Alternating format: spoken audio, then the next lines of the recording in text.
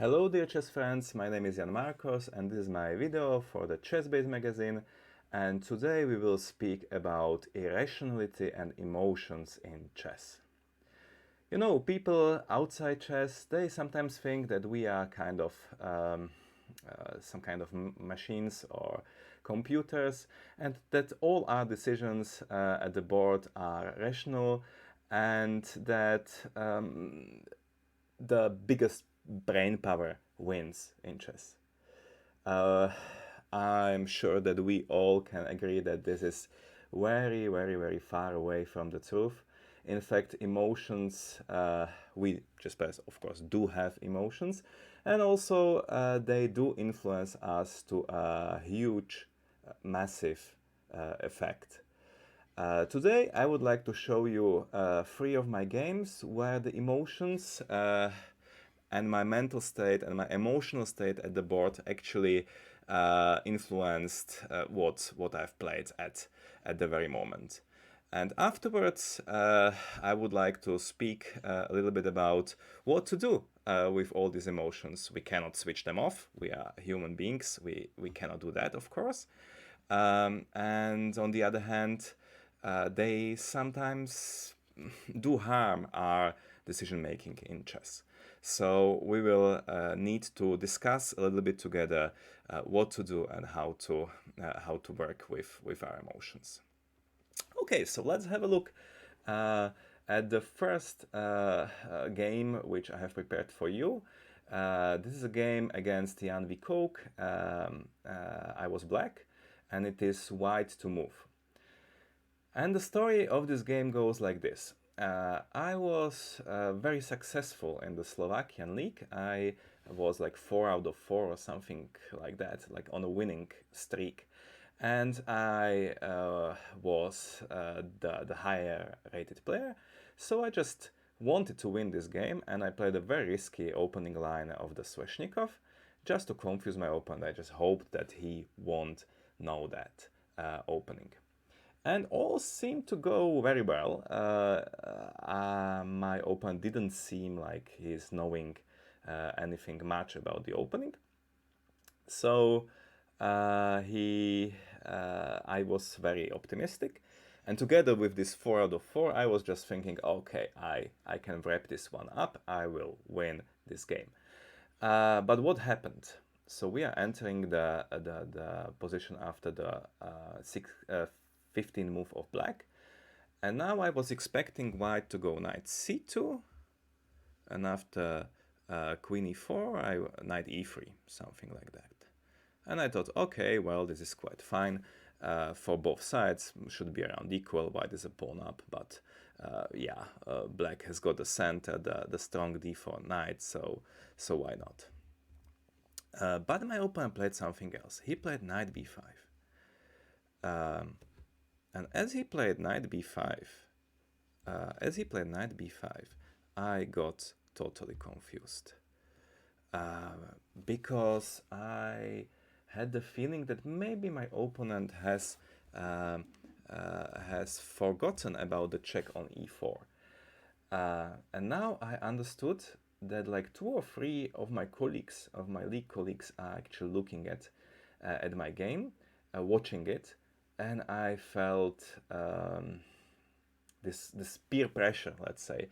I knew that every one of them knows that queen e4 is a move, and I have to say it, I underestimated my opponent, who is, by the way, a very strong tactician, so it was very stupid from myself to underestimate him. But I somehow was very optimistic because of this 4-4. So the peer pressure and this good track of the past just influenced me in such a way that I just played queen e4 instantly without even thinking. I just didn't want my colleagues to think that I don't see the move. Stupid as it is, this might even happen to grandmasters. So I played queen e4, and I somehow expected him to go king d1. And then I said, okay, everything will be nice and colorful. In fact, even this is quite good for white. It's risky, but okay, white isn't losing or anything like that. But my opponent played queen e3, and I was like totally shocked. Now I understood that my check on c2 will be answered by a counter fork on d6. So I'm not getting any material with knight c2. So instead of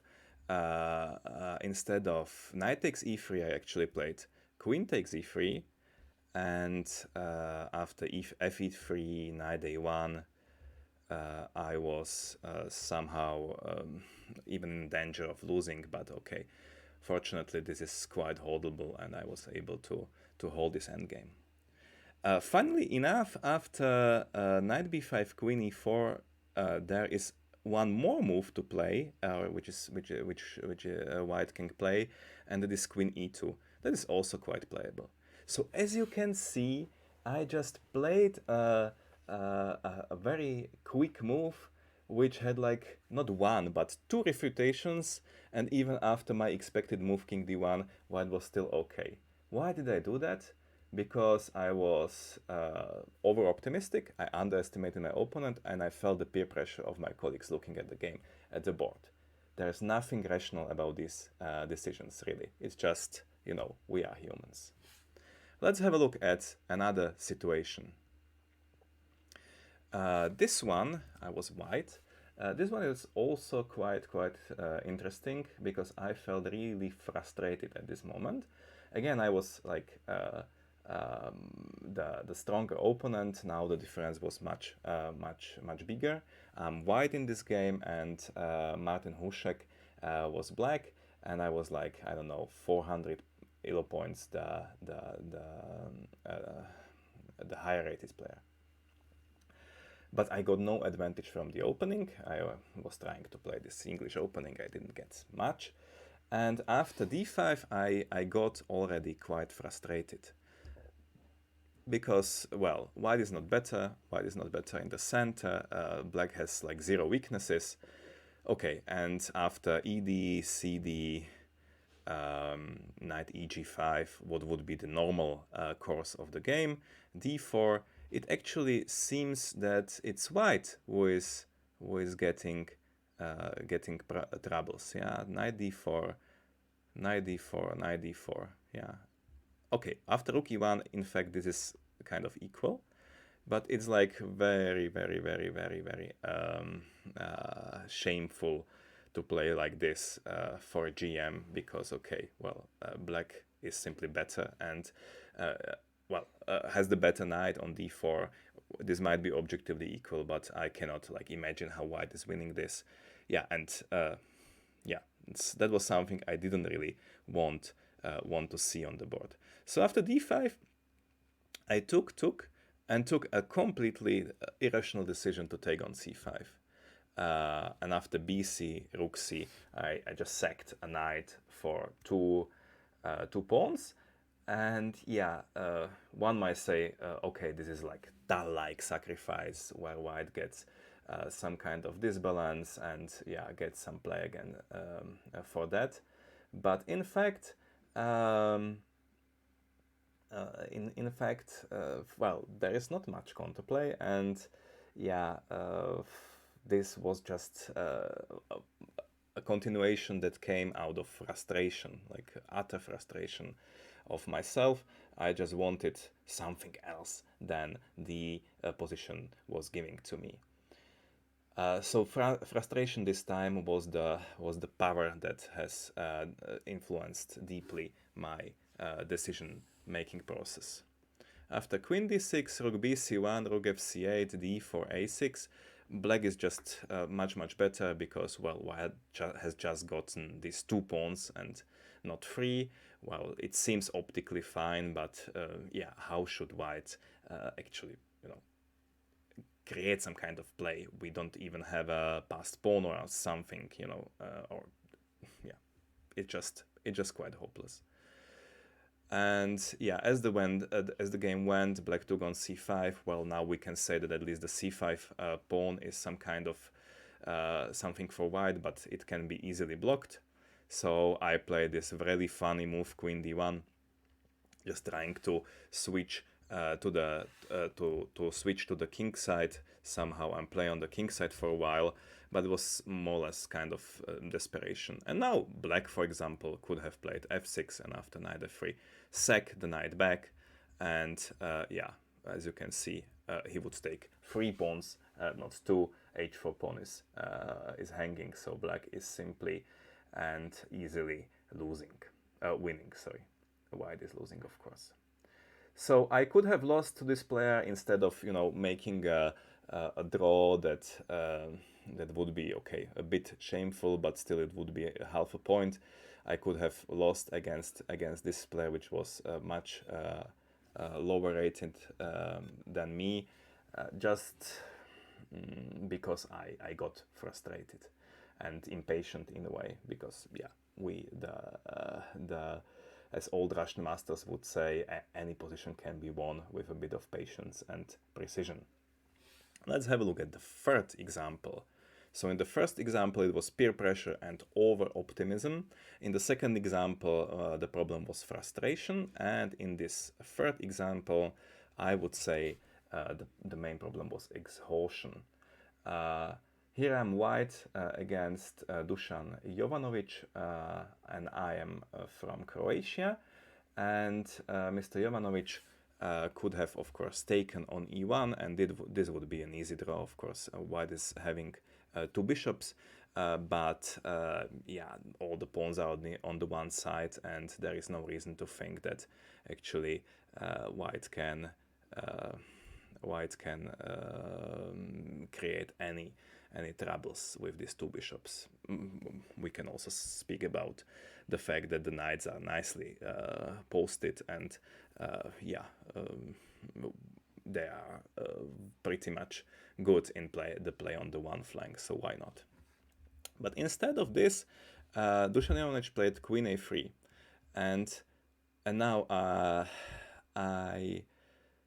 well, this is move 46, but so it's not like move 80 or something, but the game was quite rich, and I already felt exhausted, and I just wanted to wrap this up and okay, make a draw very quickly. And well, generally white can do any move. For example, queen e3 is quite good, but I play g3. Just because I wanted to get this annoying knight away and, survive, or well, get home, or get to the dinner as quickly as possible. And after g3, I think most of you have noticed what the problem is. After knight d5, white immediately loses a pawn because, of course, gf4, knight f3 is unplayable. White loses the queen. So after knight d5, I played queen d1. And after knight takes f3, king h1, knight g6, I was simply a pawn down. But okay, let's have a look a little bit further, because when we speak about the psychology, also the rest of the game is quite interesting. I played king g2, knight g5, and now bishop d3. And now Mr. Jovanovic has made a psychological mistake. He was trying to make a safe move, a stabilization move. He simply felt a little bit unsure because of this knight, that there might be the h4 threat catching the knight, and he just wanted to make everything clean, cozy, and safe. The best move for black is something like queen a8, and followed by f5, and black would probably take another pawn on e4. But after bishop d3, black played e5. And well, this is quite a bad positional move, because this knight would love to go to e5, and now that's not possible. And on the other hand, white gets some counterplay with his light squared bishop. So after h4, knight e6, bishop c4, white, well, this is kind of holdable. Okay, it's not fantastic, but compared to queen a8, this is very, very, very holdable. And after some twists and turns, I was actually able to hold the game. So Mr. Jovanovic instead of being active, of course, being active is one of the best things you can do in chess.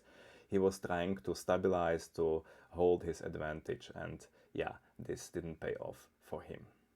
So as you can see, no chess player, not even a GM, not even Magnus Carlsen is absolutely emotionless. We all have emotions. So what we can do with that? First of all, we should have some control over our emotions. What does it mean? First of all, we need to be aware what mental state we are in. How to do so?